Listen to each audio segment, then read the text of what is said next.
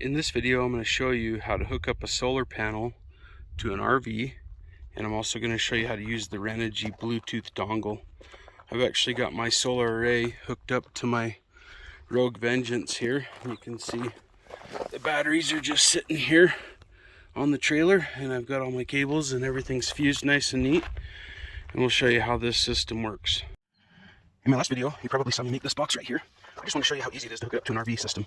So all you need to do is set up a harness that has a positive fuse leg. I happen to be using the XT60 connector and a negative.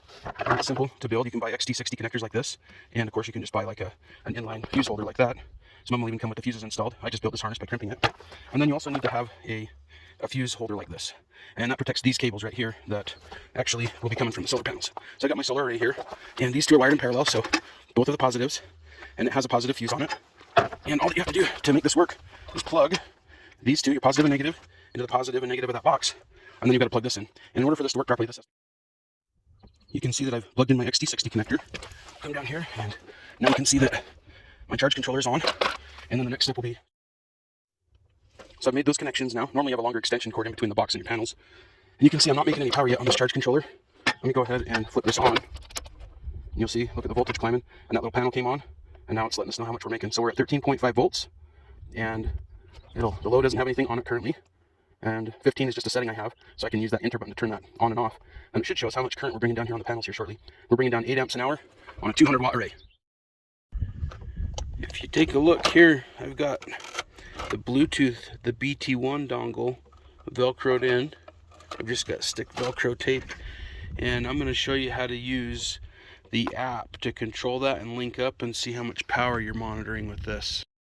So if you want to get the Bluetooth device going on your solar, you need to use this Renogy Bluetooth app. And then in order to make that work, you also have to have your location turned on. That's important. And then you go over here to this positive sign, and it says, yeah, you got to allow that. And so then you got to go up here to where it says add device and look for the one that says BTTH. Select that one, then hit confirm. And now it says it's connecting, and we're not done yet. We still don't have any numbers. So we'll go over here to the settings and push read. And you'll see this little Japanese menu pop up. When you go back over to monitoring now, we'll start to see all the numbers populate. Sometimes it takes a minute, and sometimes I have to do that twice. The app can be just a little bit finicky. And if it does fight you, you just try it again and make sure it says that we're on Bluetooth. There it goes. And now you can see that we're drawing 5.76 amps and bringing down 90 watts. Our battery capacity, the voltage is at 14.1 on that charger. And we're bringing in 6.38 amps an hour. Now this is what's cool about that, this little load switch. It actually turns on the USB ports on the charge controller. And if you have like something plugged in like a light, you can actually remotely control it. Anyways, that's all I got.